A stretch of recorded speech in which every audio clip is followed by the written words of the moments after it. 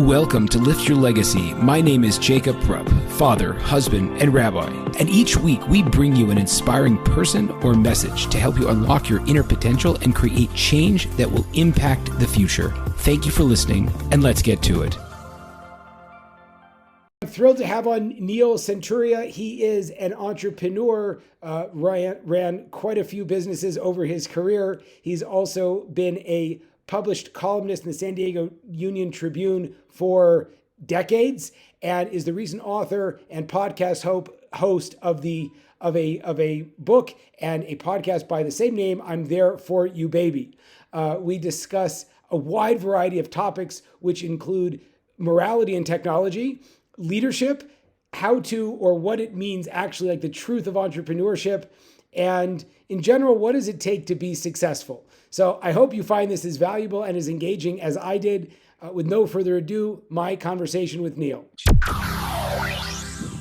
Neil, thanks so much for joining us. It's such an honor to have you on today. I'm thrilled to talk about your column, perhaps your career, and your new podcast, your new podcast coming out, I'm There For Your Baby, which you're doing with your wife. So it's very exciting to have you on today. Thanks. I normally only talk to the rabbi at synagogue. This is pretty special. Well, I'm honored. It's we're recording this for the record on a Thursday, so you're expanding out the repertoire. Neil, you have been writing for years. You've been in the media for years. Tell me a little bit why it's so important for you not just to excel in business, but to share the lessons and the path and to communicate with the outside world. That's a good question. I think to answer it in a non-glib way, the book, I've written 3 volumes of this I'm There For You Baby. And the first one was 2011. But it comes from a place in Hollywood. So I spent from 1971 to 1980, 9 years in Hollywood. I was a fellow at the American Film Institute. And I wrote sitcoms and screenplays and pilots and crap, some of which was made, most of it which wasn't. Even the stuff that was made was rewritten. And the phrase, I'm There For You Baby, comes from what people say to each other in Hollywood. It's either let's do lunch, checks in the mail, will you sleep with me, or some variation on the word sleep, because it's Hollywood. And no problem. I'm there for you, baby. The third option is probably not a good one for publication on your podcast. I don't know if the Tribune would have published that one. No, probably not. And I wrote the book, and my point of view was to try to tell the truth about entrepreneurship and innovation.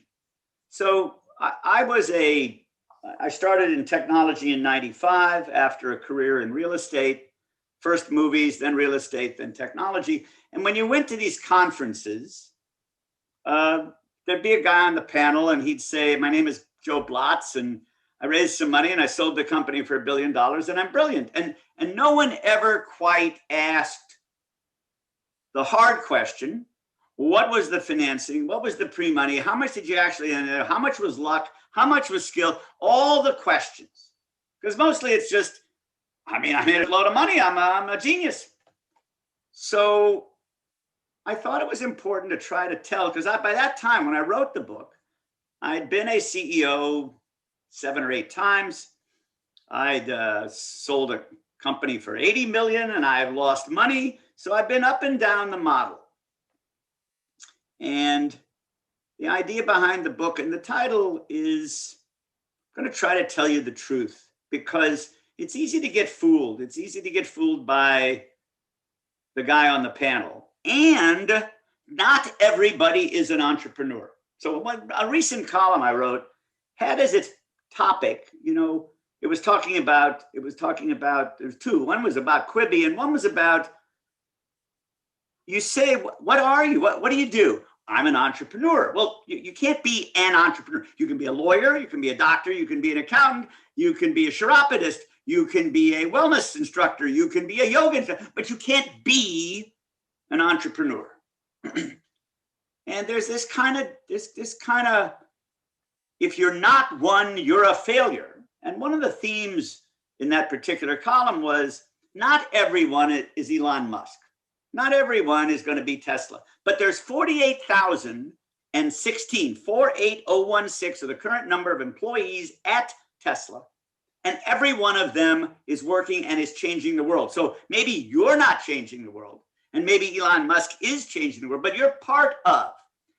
And it turns out that lots of people really, it's not such a sin, Rabbi, it's not such a sin to work for someone or a company that you enjoy, where you add value, and in effect are an intrapreneur, which is bringing change within an organization.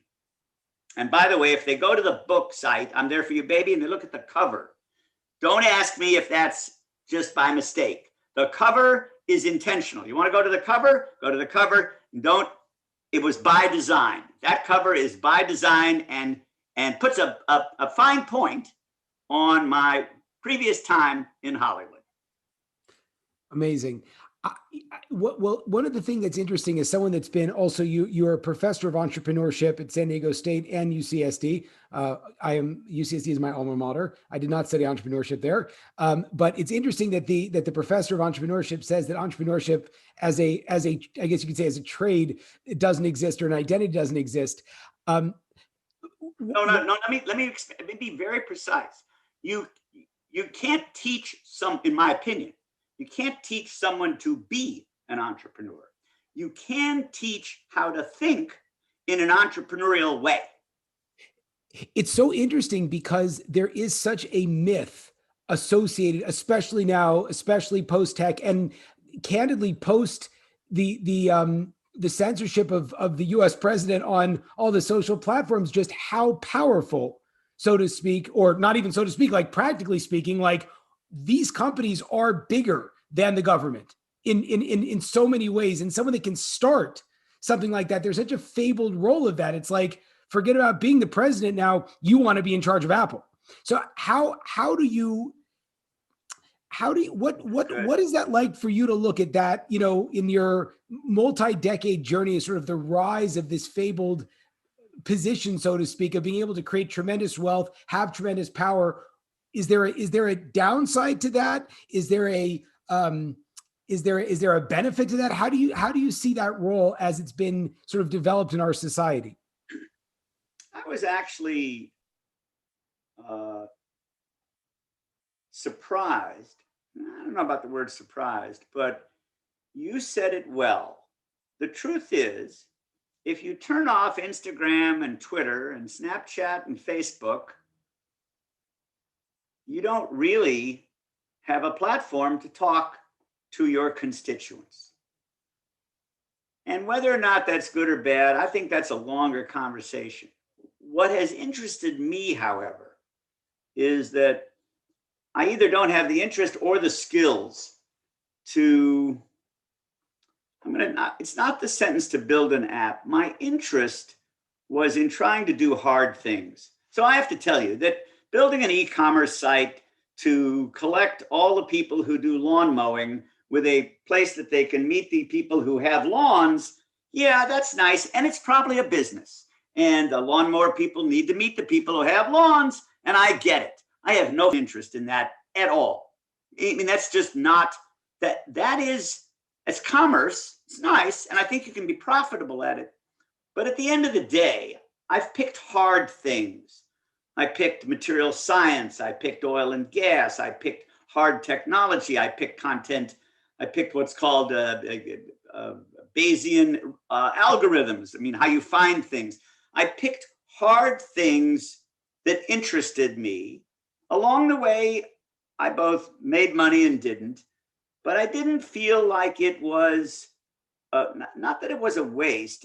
I didn't feel that it was rote, meaning I can make an e-commerce site. There's tools now that you can make one in about 11 minutes. And then then you've got to go find the people. Here's the problem. What's called a two-sided marketplace. There are famous two-sided marketplaces that have connected kidney donors with people who need them. Hard stuff. that have issues about what's appropriate and how many and who should get it. And there's also sites that say, all right, I got to go find a bunch of guys with lawnmowers, and I got to go find a bunch of guys with lawn. But that's not that hard. So if you're going to live here and you only get somewhere between a couple of years and maybe 90, but not forever, I don't want to waste my time. It's not that it's wasted. It's just because you can't do 20 companies. I mean, people, this thing, serial entrepreneur, yeah, that's nice. It's sort of like, I don't know. It's an appellation that has a lot of fish hooks in it. Maybe you can do 2 or 3 really, really good ones. I did a few more than that, but yeah, I'm not sure I answered your question, but It's interesting. I'm more interested in the hard things. And frankly, to go back to your real question, which is, what do I think of the power of Facebook and other social? I think that they either internally or externally need to find a moral compass. So what you could ask me is, do you have a social media presence? I say, no, I have a Facebook page. I don't know how to access it. I'm being forced to enter the world of social media now that I have a podcast.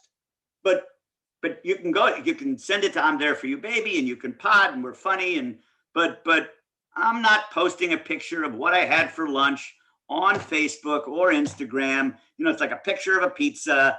I ain't doing that. You find your own pizza. I'm not doing that. So I have strong feelings about it on a personal level. I think that's it's very interesting. A couple of things came out that I heard from your answer that perhaps you'll confirm or deny. Number one is that for people that go, I think just about with anything, it's like in Hollywood as well. If you're looking to make money, if you're looking for like the glory or the fame, probably entrepreneurship is not the easiest way to go. Just like Hollywood's not the easiest go, because there's a lot more people that didn't get there. And if you look at the ones that did, they weren't going there to do that. That's piece number one that you're saying, is that they loved the skill, they loved the problem, they loved the art, and then they were rewarded because they were also, again, like you said, either at the right place at the right time. Jim Collins talks about that a lot, that there's that there's a large element of luck and timing that goes into all these kinds of things. So don't go. You got to really pound on this. The fantasy that you do it. Remember, I go back to the beginning. The guy on the panel says, well, I had an idea. I raised a bunch of money. I sold it for $1 billion. What he doesn't tell you is either his father knew he happened to meet a guy. It turns out, for example, I'll give you a specific. You need to acknowledge, you need to embrace, and you need to truly be grateful for this thing called luck. I'll tell you a good story. So there's a guy named Dan Kahneman. Kahneman has won the Nobel Prize on behavioral economics. He is the master. I mean, I've read everything. He's my acolyte. Okay. So he tells the following story, and I've repeated this 1,000 times. He says, luck is not random. He says, luck is a train. The luck train comes through. The trick is to stand on the platform, and when it comes through, to get on. Now watch what's important. You have to stand on the platform. No, you can't go get a sandwich and wander around. And I'll tell you what else about the luck train. It doesn't have a schedule. So it is a force. It's like a sine curve. It comes through all the time. If you're standing on the platform, you can get on. But it's not random. And I mean, wow. So I have been the beneficiary of good fortune. I grew up with parents who were educated. I grew up in the Midwest. I had 2 parents, all those things. It's Warren Buffett who says, I won the contest.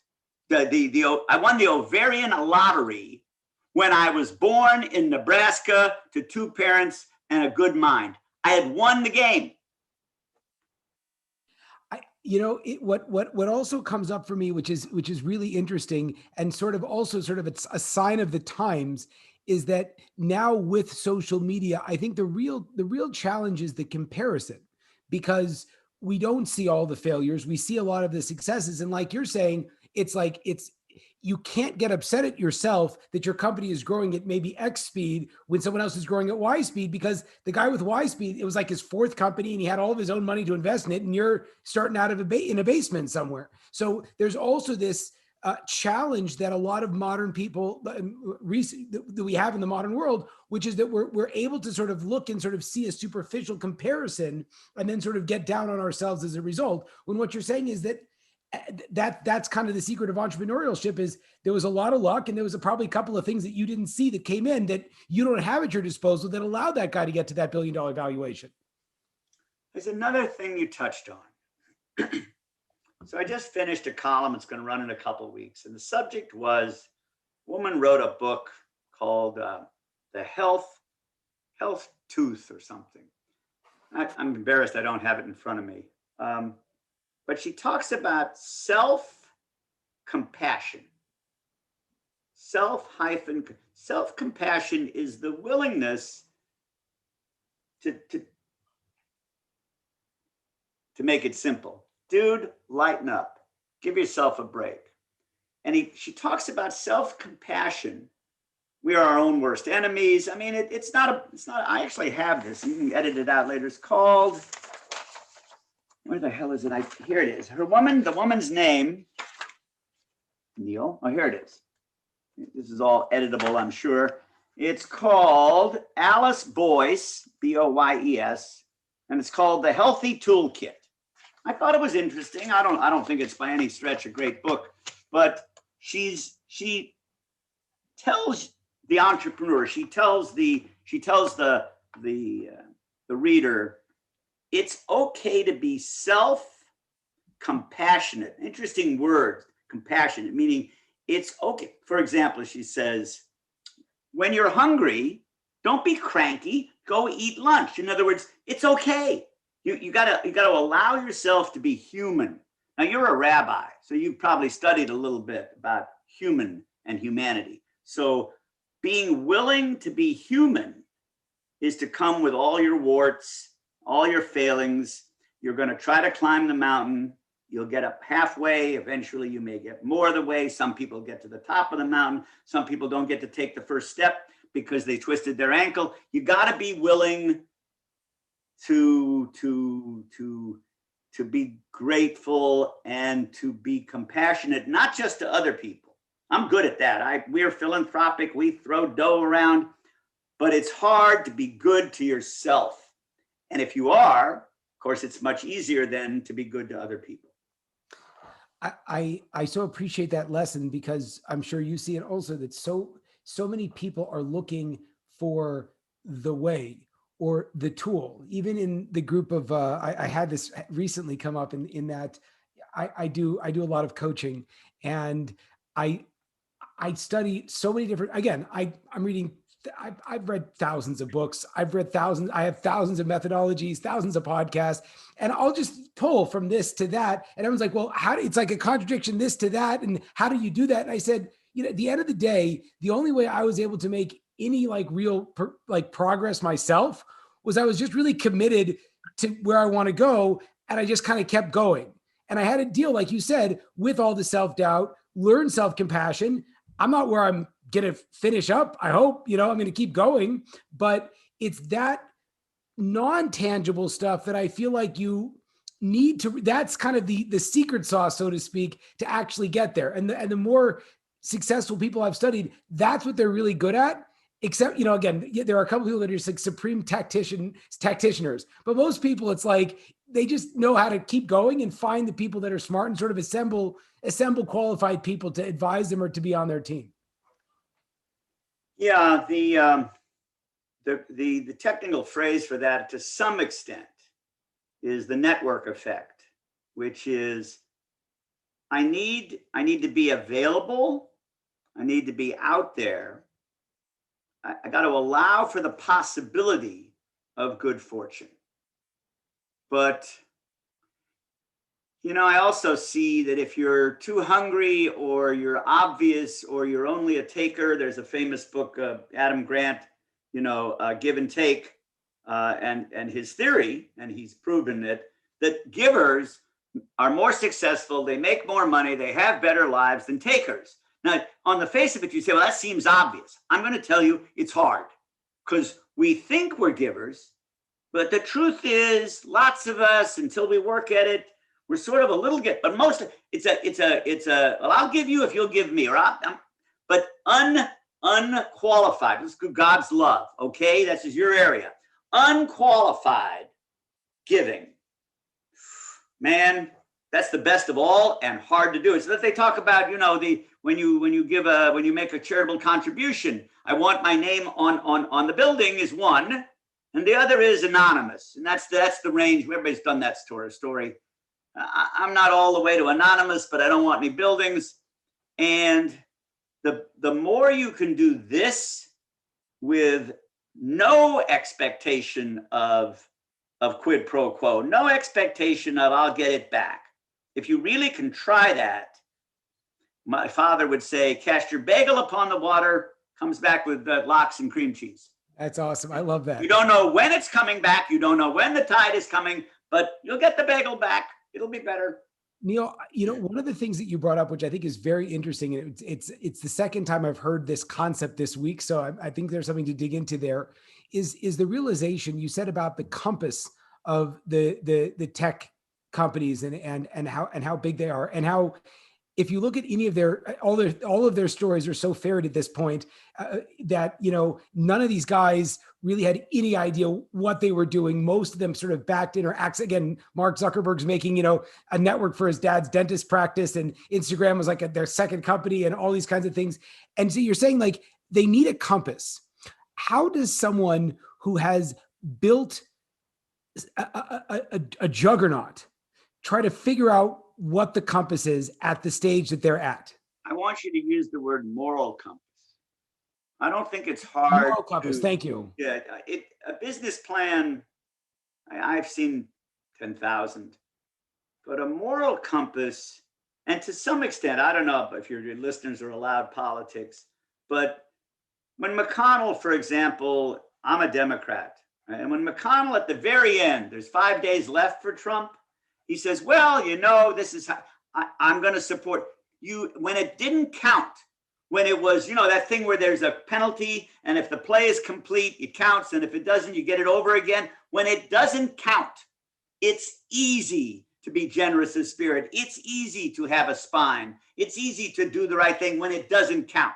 But when it costs you something, that's the difference. And I want to live a life that has some connection to that. Is it I'm curious, like we again, it's like these big companies or people in general, we're not living in the shtetl anymore. We're not, like just in our small locale.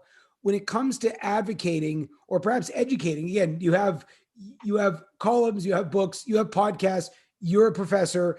Like, how do you educate someone towards a moral compass? What do you say? What's that based on? Where does it come from? You're great.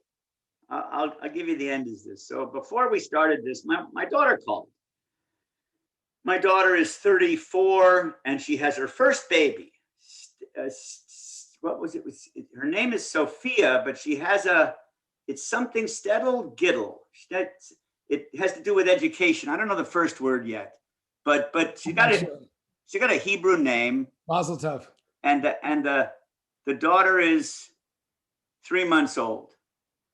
So she asks the question. This is literally 20 minutes ago, or now it's a half hour. She asks the question, how do I raise a child with a spine? I thought, So I said, well, you had some parents and you have this and you got teachers. But that was a glib and quick answer. The question of how do you raise a child or yourself? How do you implant a spine, a moral compassed spine? How do you encourage plant in people, not just her daughter?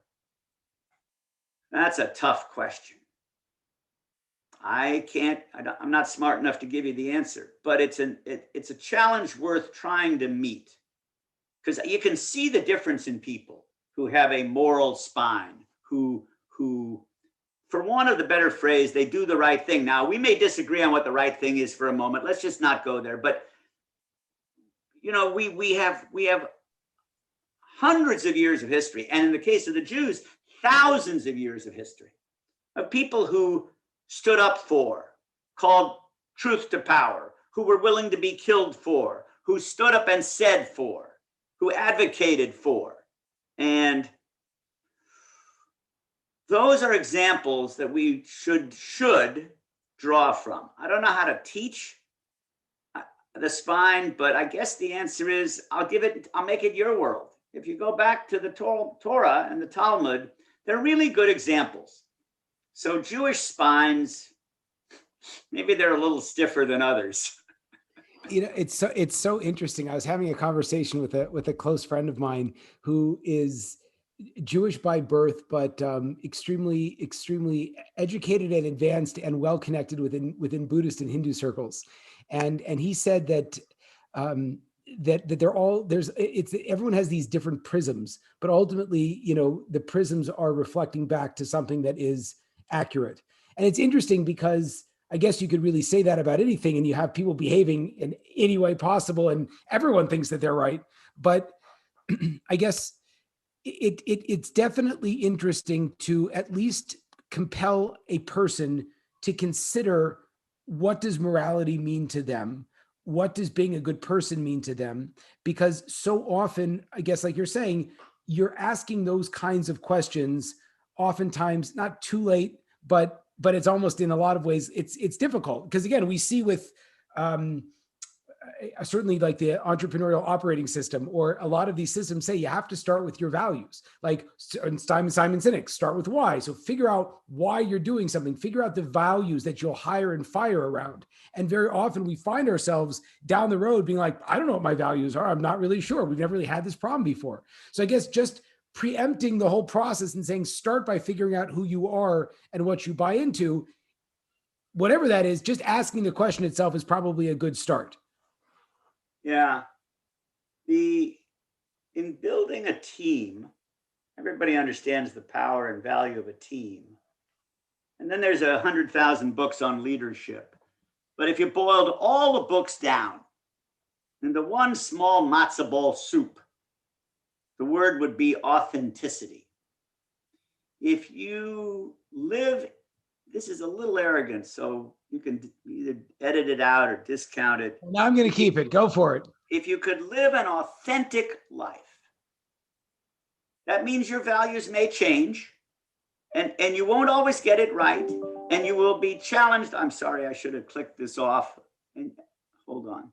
And you'll be challenged with issues that you may not have dealt with before.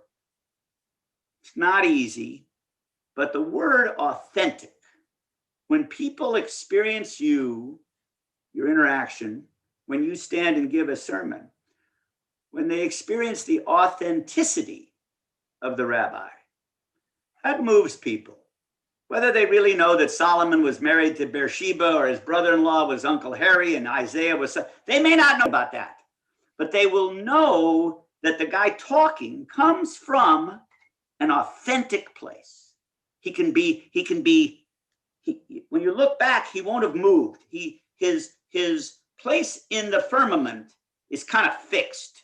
You can find it at latitude 32, 5 minutes, 4 degrees. And when you come back in 3 months, he's right there at 32, 4 degrees.